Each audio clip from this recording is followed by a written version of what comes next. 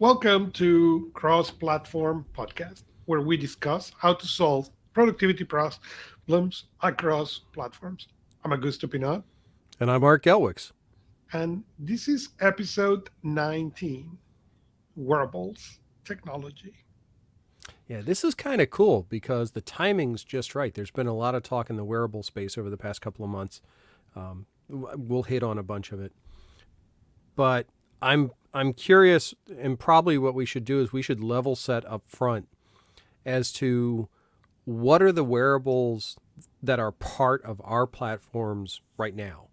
And then we can start digging into all the different ones we've used over the years. Because I know you've used a bunch, I've used a bunch. Oh, yeah. I've been a geek for it for forever, Oh, yeah. and I had strengths and from the weaknesses. Pebble that I think was the first cool Okay. digital watch going up in Now my. I never had a Pebble, and if anyone's not familiar with the Pebble, they should go Google it and take a look at it because it was a neat design. It was one of, if I remember correctly, it was one of the first rectangular layout Mhm. watches, and if I remember also correctly, it had excellent battery life. I think it The lasted. battery life was fantastic. The connection with the devices was pretty good. The notifications were decent. What I think the Pebble didn't do was the vibration. That would have been awesome to use it as an alarm, but it was really good. It was a really good device. What else? What other devices So have you had over I time? went from the Pebble to the Apple Watch.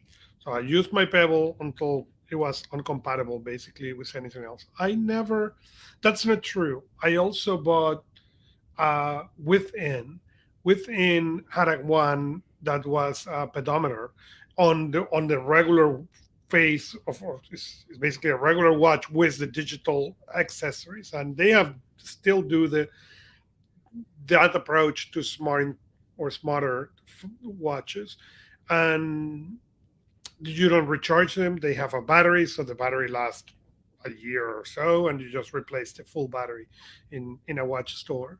And I think from there I went to the Apple Watch.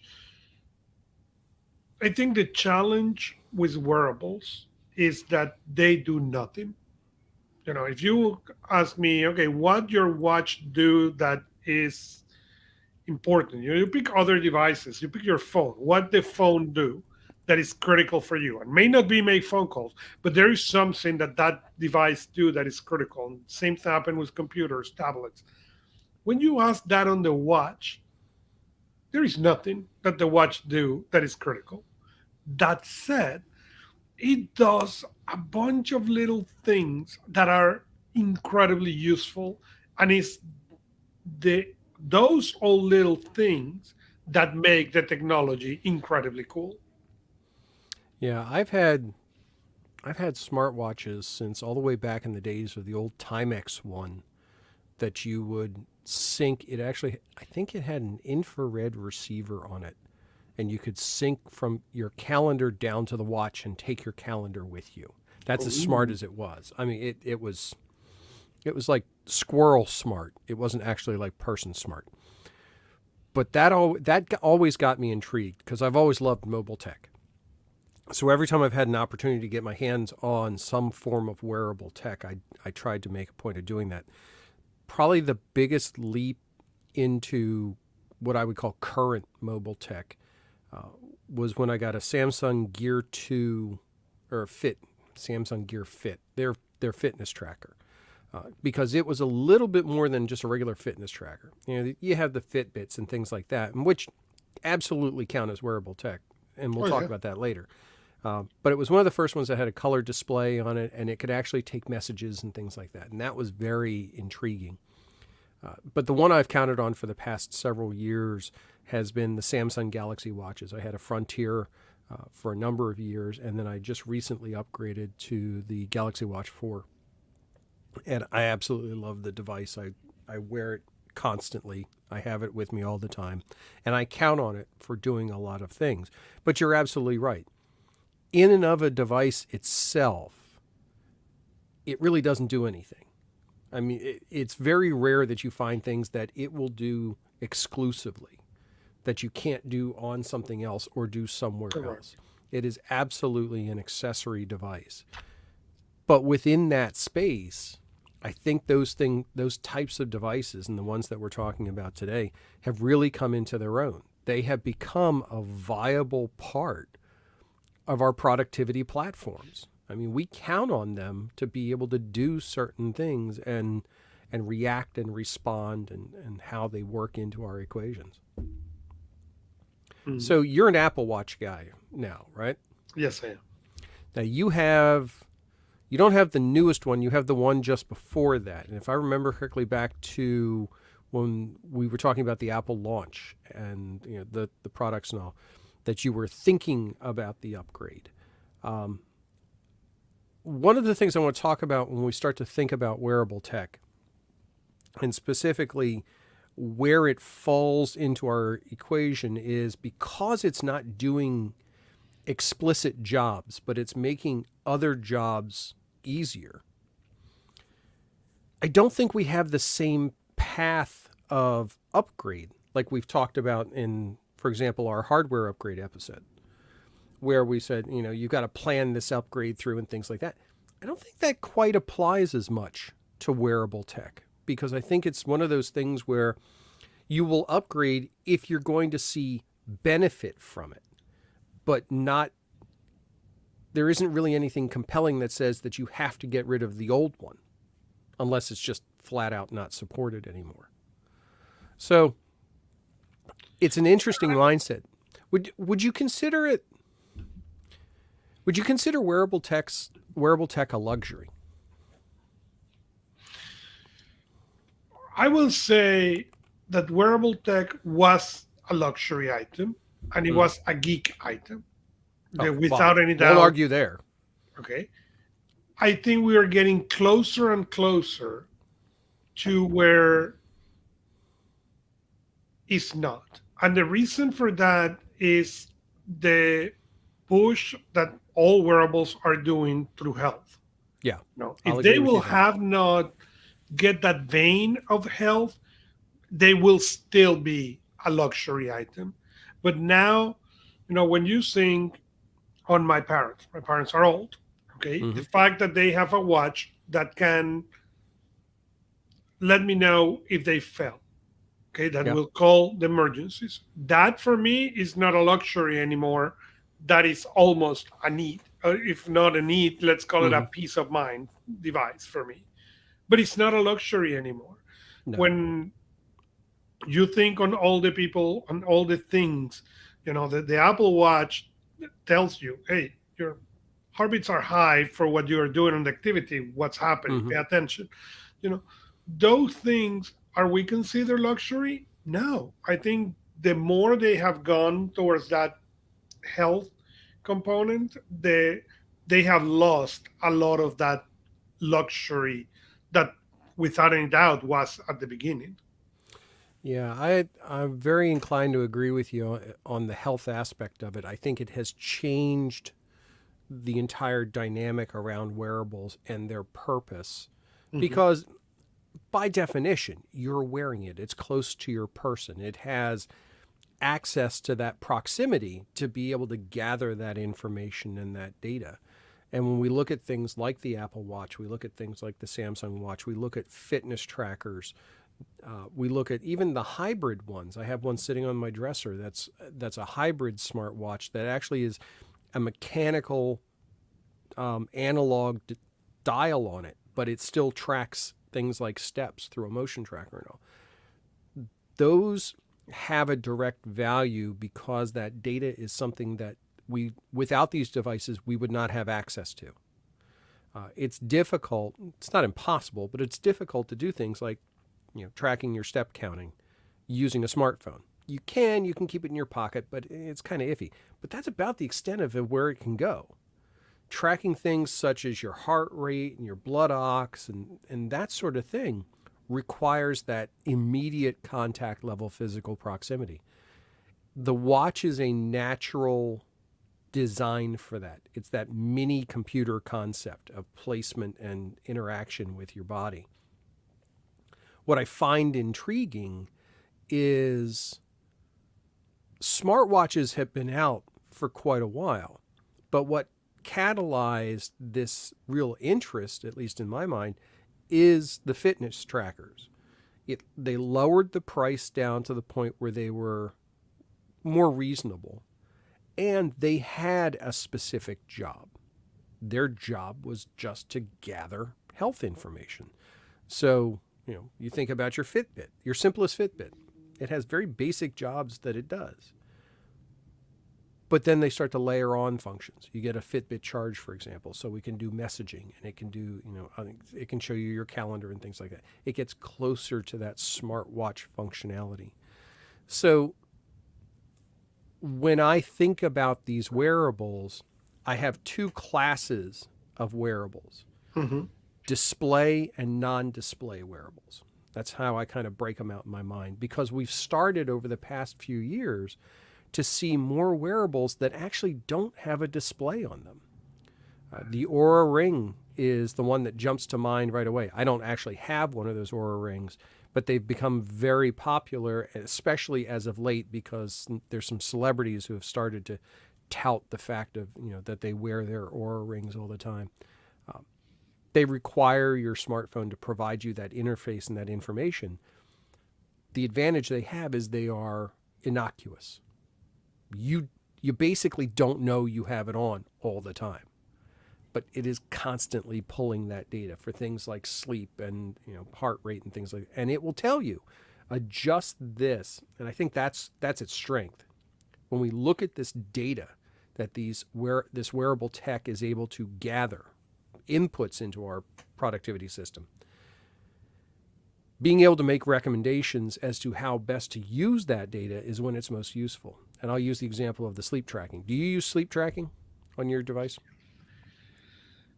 I don't, to be honest with you. I have tracked once in a while. I use CPAP machine that track.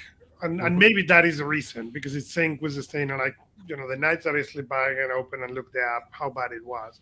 So I tend to put my watch to charge in the nightstand, but do not necessarily wear it as I sleep. I use it as an alarm. So the watch as well as my phone, there's an alarm in the morning. And then when I want to snooze, this is the device I use for snoozing. But I don't use it as a sleep thing. You? Oh, constantly. Every night. I use it every night. I use it for an alarm too, but I use it as an alarm specifically because I can use the vibrate mode on the watch as the alarm, and that will wake me up without disturbing my wife. And that's from days of me getting up before she would have to. It just made things easier. But I've come to count on that interaction. But the sleep monitoring piece has become a very integral part in my productivity, because it really addresses the quality of work that I'm able to deliver. If I have a poor night's sleep, if I'm unrested, I'm going to be grumpy, I'm going to be unfocused. I know all these factors, this causality comes in from poor sleep. And unfortunately, it's too late to do anything about it for that particular thing, but it gives me an opportunity to say, why? What caused this day to go off the rails? Well, I can go back and look at my sleep and say, yeah, I woke up a whole slew of times. Why did I keep waking up? Well, maybe I was too warm. Maybe I was too cold. Maybe I wasn't feeling right. There was some factor that complicated the system. So I like the ability of it to track all of these pieces. That's it, yeah. The other thing I count on with the sleep tracking is it gives me a real good sense, and it's interesting because the devices change, and I'll focus on the whole Samsung Galaxy piece of it. Samsung Galaxy's sleep tracking got better in 4, but it tracks differently. It doesn't track quite the same way. Deep sleep versus REM sleep versus light sleep versus you get that. That's really it gives me all those brackets. It's not 100% accurate. I mean, it's kind of wishy-washy on some of its measures. But what it does give me the opportunity to do is to see that visually. And the other thing it does, and it's not a wearable piece, but it ties into a snoring monitor. So it couples itself with my phone. It'll actually monitor when my phone's microphone picks up snoring. Now, snoring, if you're a snorer, snoring is something to be cognizant of because there's health impacts from it. Even at light end snoring, Mm-hmm. you're fouling up your sleep. Oh yeah. So to be able to know it's happening, 99.9% of the time, you don't know you're snoring when you're snoring. This is the perfect type of a device to provide that intermediary data capture for you to then go back and look at and say, okay, I didn't feel right for the past 3 days. Why? Look at your sleep tracking and say, wow, I really snored a lot over these past 3 days. I wonder why the case is. And then start to do that diagnosis. We wouldn't have access to that information without the wearables. And that is exactly the reason I think the luxury component has been gone to be really a useful device. Even I remember when I got the Apple Watch for my wife, Mhm. she was, I don't want to wear this thing. Fine, this is your present. Mhm. You cannot wear it if you don't want. And she put it in, and after a week, I thought, well, should we return it? And she was looking at me like I was insane. And I said, you see, I cannot win it ever. Yeah. But Yep. but the reality is now that you start looking, you think on the sleep or you think on the exercise. For example, at mine, I have an alert for every half an hour, Right. and so I move because I stay so many hours sitting that if I don't make those movements and stretch, I end up with back pain. So Mhm. after the coach helped me with break the back pain, obviously I don't want it back. But this is an important component. Can I do that alarm on other device? Yes. But here is where it's better suited for. And it's interesting talking about it that way because it becomes almost an accountability piece. It becomes that little It tap is. on your shoulder to say, hey, go stand up, go do something. I'm not a big one for step counts because for some reason I always have a hard time hitting that targeted step count. Yeah, So I that always you because you don't hit the number. That's the reason. Say what's that's the happened problem is here. I don't get close. I don't walk around that much. Just the way my daily life is I don't take that many steps. Right. So what I work to is the activity count. So you have should have like an hour of activity, active activity during the course of a day.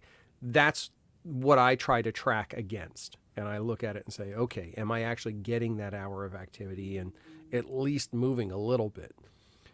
But this is where I go back to that accountability piece. We have never had, without wearables, the opportunity to have that level of accountability without involving someone else in the process. And I think a lot of times that, these types of health things, because they're so personal, it's difficult to engage somebody else in the process. This gives us that opportunity to track and have that interaction and look at things and understand what's going on while still keeping it very private, which Mm-hmm. it has a strong advantage. But you raised an interesting point. Your wife having the watch for a week and then looking at you like you had two heads when you wanted to suggested Correct. get rid of it. That's how insidious these can become. Once you start using a piece of wearable tech and it fits your lifestyle, it's you won't go back. You won't Correct. change. And And there and are it is and goes back to what I said at the beginning. There is nothing this watch do that I consider critical and essential. oh But yeah. if my watch will come and die today, please don't die. Okay, I will go and replace it immediately. There, Mm-hmm. there will be, there are other devices that if they die, I don't know, I may or may not replace. This, it will be replaced immediately. Now, when we look at things like, for example, the Aura Ring, which again is purely health tracking, um, I I think a device like that is interesting, but I don't know that it's necessarily as compelling as something like a smartwatch, just because of the limited scope of its functionality. I mean, Mhm. it's literally an input device only. It doesn't really give you any alternative feedback. On the flip side of it, though, and this is where I've kind of expanded my definition of wearable tech, I'm starting to include earpods in wearable tech in that definition. And I'm curious if you would, because I know you're a big Apple earpod guy, would you consider your earpods part of your wearable tech?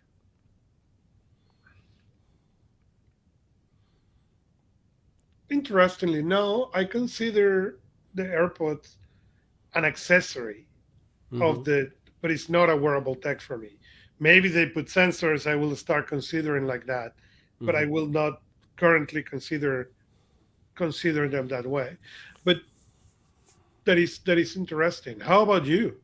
I have started to include it in there specifically because of the set. I got a set of Galaxy Buds 2, which, again, in the Samsung ecosystem, they work really well within the ecosystem. Mhm. And the reason why I've started to include them in that definition is because they're doing more than just being earbuds for me now. Okay. Give you some examples. One of the options that I have within the ecosystem is the ability to have any incoming text message read off to me through the earbuds.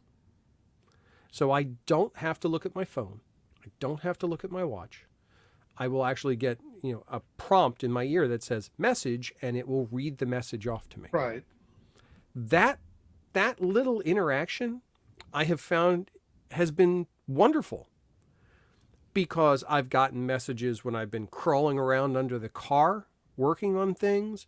I've been working at my desk and I don't have to grab my phone or look at anything else. It just plays and it's there. Um, the interaction with voice assistants through the earbuds is a huge thing. Being able to literally single tap or tap and hold and interact with Google Assistant or whatever you've got set up, that kind of interaction, to me, that's a wearable tech because it's providing an extension to my platform close to me in proximity. And it's not just those earbuds. I mean, the aftershocks that I have also will allow me to talk to things like Google Assistant. That's a nice functionality extension that I've found really fits into my platform. So I've had to start to expand my definition a little bit. I'm not really including in the definition things like VR goggles and that sort. They are wearable tech, no question about it. But to me, they're not everyday wearable tech. You're not going to walk out of the house wearing VR goggles. Correct. And that's the reason I don't consider them wearable techs. Well, while the ring you were mentioning before, I will. And I've been look at that ring more times than I'm going to admit and Mm-hmm. look at the features and say, okay, what has changed? What they do now that my watch will not do? And that is the other problem with devices like that. That work great if you don't want to wear watch or you just want to regular watch Right. and just keep the health part Mm-hmm. of that. The problem is the watch do a lot more than that, and Sure. that make it so convenient for me that I have never make the final stage to buy the ring. One of the things, and I've literally, battery life is a challenge with wearable tech. We all know Yes. this. Most wearable tech will last a day, maybe 2 days, depending on the device. But I typically say if you get a full day out of a piece of wearable tech, you're doing pretty well in most cases. I have the habit of when I'm sitting at my desk working, I'll actually take my watch off and throw it on the charger I have on my desk because I don't need to look at my watch right then. I have enough stuff around me that I'll get any information or messages that I need, and I can use that time to charge it where I'm going to be wearing it at night Hmm. and I don't have the option to charge it. But just little things that this can do that make things better really starts to make me wonder that are we not starting to get to a threshold where we're going to see these types of wearable tech go further and further down the path of becoming more of a phone replacement? I mean, honestly, I can make and take calls from my watch. Got a Correct. Bluetooth speaker in it. It's got a microphone in it. It works. I've done it. Works fine. Sounds good. I don't need to grab the phone. They have versions of these. The Apple Watch has a version with LTE in it, right? That's correct. That's Okay. correct. And to be honest with you, it's been on my list. I have not upgraded this one, but the next one I will upgrade. I will, and it comes to the same experience I have with the iPads. Mm-hmm. My initial iPads were not 3G at that time, or LTE now, or 5G for that matter. And in a series of discussion with Michael Slawinski, the CEO of Nusby, he mentioned to me the advantage of that. I say, no, no, it is not that you cannot pair with a phone to give them. Mm-hmm. Is that there is a lot of things that when you have data on that tablet turn into 30-second task, while if you don't have it, it's a 2.5 minutes task. Because now you need to pair, you wait for the thing to pair for it start working. While you have the data, it's instant. Mm-hmm. And when I got this watch, I got it non-LTE, and the next one will be LTE because one of the advantage that will give me is exactly that. I will be able to carry the watch and the AirPods, and don't leave the phone behind. Then I carry the iPad more than what I carry the phone, so I will be able to start doing that, and I think that will be useful for me.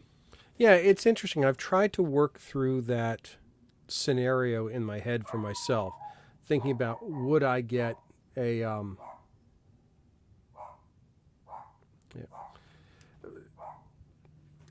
I'm going to have to. We may just have to cut this short a little bit, just so you know, because I just had somebody show up I wasn't expecting.